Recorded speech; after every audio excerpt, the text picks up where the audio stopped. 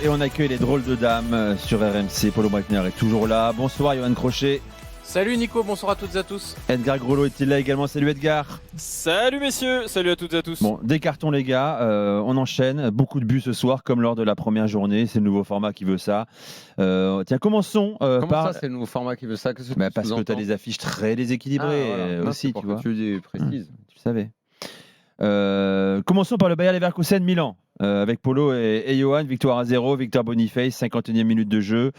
Mon cher Polo, logique, le Bayer Leverkusen qui a eu la maîtrise du match, globalement. En fait, je suis devenu tellement exigeant avec Leverkusen que ce soir, je ne vois que les défauts. Donc, c'est terrible. En fait, déjà, je voudrais poser une question à Johan. C'est est-ce qu'il a eu le sentiment de jouer un format Ligue des Champions au niveau de l'intensité? Moi, pas. Ça ronronnait tranquille. Il y a des matchs de Bundesliga qui vont beaucoup plus vite que ce qu'on a vu ce soir. Souviens-toi, le Dortmund Milan de l'année dernière, c'était pas mieux dans une phase Ouais, on est d'accord. d'autre organisation. On est d'accord, mais enfin, moi ce soir, j'ai pas eu le sentiment. J'ai plus eu l'impression d'avoir deux équipes qui géraient. Leverkusen doit évidemment plier le match pendant la rencontre. J'espère que beaucoup de personnes ont compris quand même que Boniface était un attaquant très personnel et qu'il oubliait souvent ses coéquipiers. Ah, si tu fais ça au PSG, t'es puni. Hein.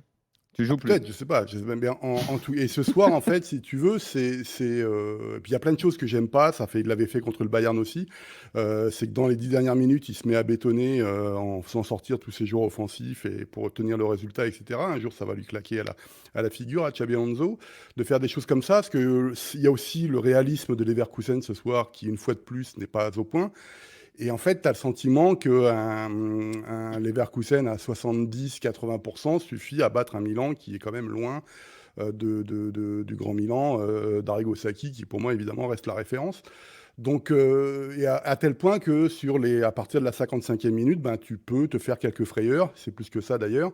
Je ne comprends pas encore comment Reinders a pu rater l'égalisation. Mais il y a tellement de choses positives dans ce Leverkusen-là que tu te demandes à quel moment ils vont être sérieux, arrêter d'être trop faciles pour essayer de montrer à la face de l'Europe ce qu'ils sont vraiment capables de faire. Autre leçon de cette rencontre, Xabi Alonso a eu peur du Bayern Munich de Vincent Kompany, il n'a pas eu peur du Milan de Fonseca. Il a joué ce soir. Et même si, encore une fois, je pense que ce n'était pas extraordinaire au niveau de l'intensité. Johan, ce Milan t'a déçu ce soir ou pas? Qui est resté sur 2 victoires en championnat sur la pelouse de l'Inter et contre Lecce ce week-end. Ce que j'ai du mal à expliquer encore une fois, c'est pourquoi Milan est capable de faire une deuxième mi-temps intéressante et une première totalement catastrophique. C'est pas la première fois que cette saison on voit un Milan aux deux visages, c'est même très régulier. Ça devient même un peu lassant parce que si sur des matchs de Ligue des Champions, avec toutes les réserves qu'on peut mettre sur une phase de groupe, dans un stade important où tu sais très bien que tu vas être en difficulté, si t'es pas capable d'hisser alors même pas simplement ton niveau de jeu, mais ton niveau d'attention, ton niveau de caractère, ton niveau de personnalité, pour te dire, on va pas juste faire caca culotte en première mi-temps et on va se mettre un peu à jouer au foot. C'est un peu compliqué. Moi, j'ai vraiment du mal avec la première mi-temps de Milan. J'ai du mal avec certains joueurs qui sont censés être des leaders et qui, plus les semaines passent et plus commencent à émerger certains doutes. Tu cibles qui là? Théo Hernandez, par exemple. Qui a été bon ce Tomori. week-end. Ouais, contre Lecce, c'est bien. C'est bien, c'est bien. Ça Le vaut capitaine. ça vaut un contrat à 8 millions d'euros, je pense, par an, ça. Léao ce soir? Oui, Léao aussi, mais Léao, à la télé italienne, ils sont encore tous en train de s'exciter, Capello en tête, ouais, faut qu'ils défendent plus. Moi, Léao, je lui demande pas de courir après un arrière droit pendant 90 minutes, c'est pas ça. Enfin, ça, c'est l'esprit Capello des années 90, mais le football, il a changé, comme dirait l'autre. Et moi, Léao, j'aimerais juste que quand il prenne le ballon, il se passe un peu plus de choses, parce que le talent, il l'a. Et il faudrait juste qu'il soit un peu plus concret, un peu plus décisif, parfois un peu plus concentré, parfois un peu plus tueur, avec une autre mentalité quand il a le ballon, la volonté d'aller faire mal et pas juste de faire beau. C'est un peu ce qu'on peut lui reprocher. Donc non, il y a une grosse déception. Et après, en deuxième mi-temps, ils ont été nettement mieux. Ils sont créés des opportunités. Paulo parlait de l'occasion de Reinders, qui est assez hallucinante. Il y a encore plus hallucinant pour moi, la tête de Morata, consécutive au tir sur la barre dévié tir dévié de Théo Hernandez sur la barre, où le but est ouvert, où il met la tête à côté, Morata, c'est hallucinant, je sais pas, il doit être à 7 ou 8 mètres du but. Donc il y a eu des occasions, il y a eu un beau tir de Fofana, il y a eu un tir de Loftus-Cheek, donc mine de rien, il y a eu des opportunités d'égaliser, mais quand tu joues un match sur deux, une mi-temps sur deux, bah, tu mérites de pas Et gagner. dis-moi, Johan, 0 point Milan. Ouais, 2 ouais, défaites en Ligue des Champions. Ouais, mais après. Attention, il y a un calendrier qui est plutôt plus abordable après, à part bien le sûr. Real. Tu vas recevoir Bruges. Tu vas aller sur la pelouse de Slovan Bratislava. Tu vas recevoir le Toulouse Belgrade. Non, mais Bon. c'est ça, le Milan, contrairement à d'autres équipes, a commencé par le Gérone. plus dur. Ils font Liverpool, Leverkusen et Real dans les 4 premiers matchs. C'est ça. Et effectivement, dans un Milan qui est en construction avec un nouvel entraîneur et plein de problèmes, Tu peux te refaire. c'est pas un super calendrier. Ouais. Tu peux te refaire. Edgar, le Barça a déroulé contre les Young Boys Bern, 5-0. Ils On ont va pas pris faire- cher, les jeunes garçons. Exactement. On va pas faire 5 minutes dessus. Qu'est-ce qu'il faut retenir ce soir de cette victoire?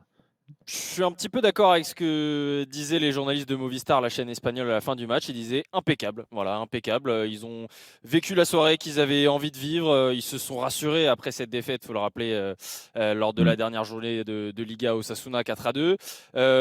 Ils ont fait le boulot. Ils ont pris de l'avance. Ils ont tué le match en première période parce qu'il y avait 3-0 à la mi-temps. Donc ça leur a permis de faire tourner. Ce que j'ai beaucoup aimé dans cette équipe du Barça, et surtout la première période, parce que ça s'est un petit peu calmé au retour des vestiaires, mais c'est que c'est une équipe où déjà on a senti qu'ils avaient faim. Ils ne se sont pas arrêtés après le premier ou le deuxième but. Ils essayaient toujours d'aller chercher plus de buts. Ils peuvent mener 4-0 à la mi-temps. Mais surtout, c'est une équipe où, à la fin des actions, il y a toujours une frappe, il y a toujours quelque chose. C'est pas une possession stérile parce qu'ils avaient 70% de possession, mais en fait quasiment chaque phase offensive se termine par une frappe ou par quelque chose, par un centre, voilà. C'est les actions, elles ont un début, elles ont une fin, et ça, je pense que c'est très prometteur pour la suite. Et l'autre satisfaction aussi, c'est le retour à noter ce soir de Frenkie de Jong qui revenait après 163 jours d'absence, qui était blessé à la cheville et qui va revenir. Ça va faire du bien. Pedri aussi monte vraiment en gamme, lui aussi il avait été longtemps blessé, il monte vraiment en gamme et ce soir il m'a énormément plu. Rafinha qui a le brassard encore ce soir est très satisfaisant et voilà, c'est une surprise de le voir avec ce statut là, mais il est en train d'occuper ce statut et aujourd'hui techniquement il fait un match vraiment admirable et au niveau de l'attitude aussi, parce que sinon il serait pas capitaine. Voilà, c'est un sans faute pour le Barça ce soir, face quand même à une équipe des Young Boys de Berne qui a complètement pris l'eau défensivement et qui était pas un adversaire exceptionnel ce soir. On va parler dans 3 semaines, mon cher Polo, du prochain match du Barça en Ligue des Champions. Hein. Oui, Ah oui. FC Barcelone, Bayern Munich.